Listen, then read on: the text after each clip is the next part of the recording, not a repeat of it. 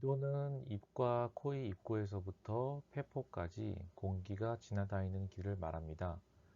이를 다시 기관지가 분지하기 전까지의 상기도와 기관지에서 폐포까지의 하기도로 나눕니다. 그리고 생리학적으로 전체 기도에서 가스 교환이 일어나지 않는 부분, 즉 폐포를 제외한 부분을 데드 스페이스, 사강이라고 부릅니다. 기도를 관리한다는 것은 공기가 폐포까지 원활하게 드나들 수 있도록 열려있는 상태를 유지하는 것인데요. 궁극적인 목표는 폐포에서 가스 교환이 원활하게 이루어져 적절한 수준의 산소화 상태를 유지하도록 하는 것입니다. 기도 관리와 관련된 행위로는 에어웨이를 삽입한다든가 삽관, 산소 투여, 기계 환기, 하이플로우 내잘 캐뉼라, 약물 사용, 모니터링 같은 것들이 포함될 것입니다. 그러면 어떤 사람에게 기도 관리가 필요할까요? 다음의 세 가지 카테고리에 들어가는 환자는 지금 당장 혹은 잠재적으로 기도 관리가 필요한 환자라고 생각하시면 됩니다. 먼저 계속 기도가 열려 있도록 유지할 수 없는 상태입니다. 기도가 열려 있지 않으면 호흡이 안 되기 때문에 이 부류의 환자는 대개 즉각적으로 기도 관리가 필요합니다. 부족이나 이물 등으로 기도가 완전히 혹은 부분적으로 폐쇄되어 있거나 좁아진 경우가 있을 수 있고요. 그리고 의식이 많이 떨어져 있어 스스로 기도를 열려 있게 하거나 아스피레이션으로부터 보호할 수 없는 환자도 여기에 해당됩니다. 마지막으로 심정지 환자는 자연적으로 기도 폐쇄 상태에 있고 아스피레이션 위험이 상당하기 때문에 즉각 기도 관리가 필요한 환자입니다. 두 번째 카테고리는 적절한 산소화를 유지하지 못하는, 즉 저산소증 상태의 환자입니다. 이러한 환자들은 산소 치료가 필요하고 적절한 농도의 산소를 투여해도 자발호흡으로는 산소화를 유지 못하는 환자라면 벤틸레이터를 걸어야 되는데 벤틸레이터 적용을 위해서는 반드시 기관 내 삽관을 해야 하기 때문입니다. 또는 저산소증이 아니라도 CO2 농도가 너무 높은 경우 자발호흡으로 해결되지 않아 CO2를 배출하기 위해서 기계호흡이 필요한데 이때에도 기계호흡을 하기 위해 기도관리가 필요하게 되겠습니다. 그 다음으로는 현재는 아니지만 환자의 상태를 고려했을 때 위에 두 가지 상태로 진행할 가능성이 높은 경우입니다. 여기에는 다양한 상황이 있을 수 있습니다. 먼저 봉합을 하거나 리덕션을 위해서 진정제를 투여한 환자는 과도하게 진정이 될 경우 호흡이 부족해지거나 아스피레이션 위험이 있습니다. 여러 질환의 경우에서 저산소증 위험이나 기도 개방성 유지가 어려울 수도 있습니다. 예를 들면 드렁큰 환자는 의식도 많이 떨어져 있고 구토에 의한 흡인 위험도 있습니다. 장시간 의료진의 감시를 벗어나 검사를 해야 하는 환자도 기도 관리의 고려 대상입니다. 만약 검사 도중에 호흡이나 기도 열림 상태가 나빠질 것 같으면 현재는 괜찮더라도 응급실에서 기도 관리를 먼저 해야 합니다. 감시가 소홀한 격리실이나 병원 간 이송을 해야 하는 환자도 기도 관리가 사전에 필요한 환자일 수 있습니다. 따라서 생각보다 많은 환자에서 기도 관리가 필요한지 생각을 해야 하는데요. 기억해 둬야 할 것은 잠재적으로 기도 관리가 필요할 위험성이 높은 환자는 의료진 가까이에 두고 모니터링을 하는 것이 좋으며 이것이 불가능하다면 미리 기관 내 삽관 등의 확실한 기도 관리를 해두는 것이 좋습니다. 그리고 기도 관리 시행 타이밍에 대한 일반적인 원칙은 나빠지기 전에 미리 하는 것이 안전하다는 것입니다. 자, 그러면 지금부터는 기관 내 삽관이 어떤 과정으로 시행되는지 알아보겠습니다. 심정지 상황을 제외한 대부분의 환자에서 RSI라고 부르는 방법으로 삽관을 하기 때문에 이 과정을 설명드리도록 하겠습니다. 삽관 직전에 진정유도제와 근육이완제를 투여하는 시간을 명분이라고 정의합니다. 그 시간보다 약 10분 전부터 삽관 준비에 들어가는 것이 좋습니다. 그리고 최소 3분 전에는 각 상황에 맞는 전처치 약물이 투여되어야 합니다. 환자가 충분히 진정되고 마비가 되었다면 삽관을 수행하고 그 뒤에는 삽관 후 처치를 시행합니다. 먼저 준비 단계입니다. 준비할 때 할 일이 가장 많습니다. 모니터와 아이브라인을 확보하고 약물과 장비를 준비하며 시술자는 삽관이 어려울지 쉬울지를 따져 삽관 방법과 인력, 장비를 준비해야 합니다. 그리고 삽관 시 필요한 보조 장비들도 준비를 해둬야겠습니다. 준비해야 할 항목들을 알파벳 앞글자만 따서 소프미로 외울 수 있습니다. 이에 해당하는 항목이 사진에 나와 있습니다. 이들 중 몇 가지만 살펴보도록 하겠습니다. 먼저 엔도트라케알 튜브입니다. 튜브의 사이즈는 인터널 다이애미터, 즉 내경으로 말합니다. 단위는 밀리미터이며 튜브 표면에 이렇게 ID라는 약자로 표시가 됩니다. 성인 남자는 7.5에서 8.0, 성인 여자는 7.0에서 7.5번을 많이 씁니다. 삽관 깊이는 튜브 크기에서 곱하기 3을 해주거나 삽관자가 튜브를 보컬 코드로 통과시킬 때 앞쪽에 이 검은 띠가 보컬 코드를 통과하면 진입을 중단하면 적절한 깊이가 됩니다.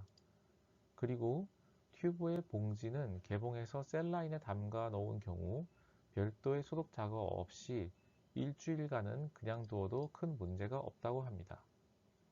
만약 삽관을 준비했다가 삽관을 취소하게 되는 경우 그대로 폐기하는 것이 아니라 다음 환자를 위해서 그대로 두어도 상관이 없다는 말씀입니다. 수술실에서는 스타일렛을 안 쓰는 경우도 많지만 응급기관 내 삽관에서는 사용하는 것이 좋습니다. 단, 사용하는 후두경에 맞는 것을 써야 합니다. 일반 매킹토시나 밀러 후두경에는 쉽게 휘어지는 일반 스타일렛을 씁니다. 이것을 우리가 멜리어블 스타일렛이라고 부르죠. 맥그라스 맥도 일반 후두경과 같은 스타일렛을 씁니다. 그러나 글라이드 스코프 같이 후두경 날이 많이 꺾여 있는 후두경은 전용 스타일렛을 써야 합니다. 스타일렛은 팁에서 약 1 내지 2cm 정도 후퇴한 상태에서 고정을 해야 하고요. 튜브의 시작되는 부분에서 구부려 35도가 되게 하는 것이 좋습니다. 튜브 시작점이 아니라 벌룬이죠. 벌룬이 시작하는 시점에서 구부려야 합니다. 글라이드 스코프형 스타일렛은 매우 단단하기 때문에 잘 구부러지지도 않지만 임의로 구부리면 안 되겠습니다.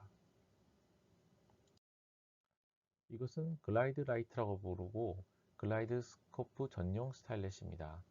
일반 스타일렛보다 끝부분이 많이 휘어 있는데 블레이드의 휘어진 각도와 같다는 걸 알 수 있습니다. 우리 응급실에서 사용하는 글라이드 스코프용 스타일렛은 정품이 아니고 수입사에서 사제로 만든 것을 사용합니다.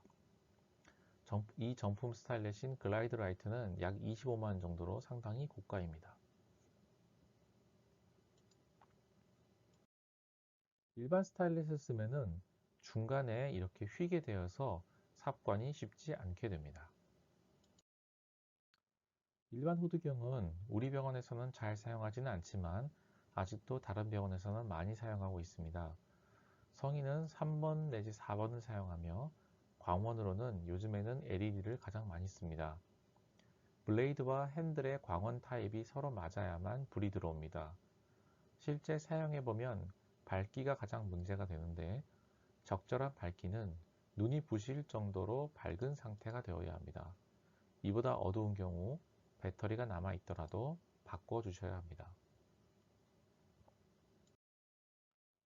석션은 삽관에 참여하시는 선생님들께 가장 강조하고 싶은 사항입니다. 석션을 사용할지 말지는 일단 후두경을 삽입한 다음에야 알 수 있는데 그때 준비하기 시작하면 늦기 때문에 언제나 미리 석션을 준비해 두는 것이 좋습니다. 항상 준비를 해 두시기를 부탁드립니다. 삽관에 사용하는 석션 타입은 리지드 타입이 좋은데 양커 석션이라고 부릅니다. 이렇게 일회용 타입도 있지만 우리 병원에서는 오른쪽 그림처럼 재사용 타입을 씁니다. 양커 석션은 팁이 이렇게 되어 있기 때문에 점막에 달라붙지 않고 원하는 곳에 정확히 팁을 갖다 댈 수가 있습니다. 다음으로는 막일 포셉입니다. 구강이나 인후두부에 이물질이 있는 경우 집어서 제거하는 도구입니다. 기관의 삽관뿐 아니라 막일 포셉은 L튜브를 넣을 때나 폴리를 삽입할 때도 사용할 수 있습니다. 이 역시 사용 여부는 후두경으로 들여다본 다음에야 알 수 있기 때문에 즉시 사용할 수 있도록 준비해 두는 것이 좋습니다. 삽관할 때는 멸균 상태를 굳이 유지할 필요가 없기 때문에 봉투를 뜯어서 이옥가스 봉투를 뜯어서 그냥 서랍 안에 넣어두면 되겠습니다. 이 가느다랗고 끝이 약간 구부러진 플라스틱 막대기는 부지라고 부릅니다. 후두경으로 들여다봤을 때 시야가 이렇게 매우 좋지 않은 경우에 삽관에 도움이 되며 이미 삽관이 되어 있는 환자한테서는 튜브를 교체할 때에도 사용합니다. 우리 병원에서는 공식적으로 구비된 장비는 아니며 제가 개인적으로 구입해서 가지고 있습니다. 파트장님 방에 있는 제 가방에 하나 들어 있습니다. 다음으로는 삽관 시 사용하는 약물에 대해서 알아보겠습니다. 삽관 시 사용하는 약물은 전처치 약물, 진정유도제, 근이완제로 나뉩니다. 전처치 약제는 삽관 행위 자체 또는 삽관에 사용하는 약물에 의한 부작용을 최소화할 목적으로 사용하는데 이런 것들이 해당합니다. 이 약물에 대한 자세한 설명과 인디케이션에 대한 설명은 이번 시간에는 생략하도록 하겠습니다.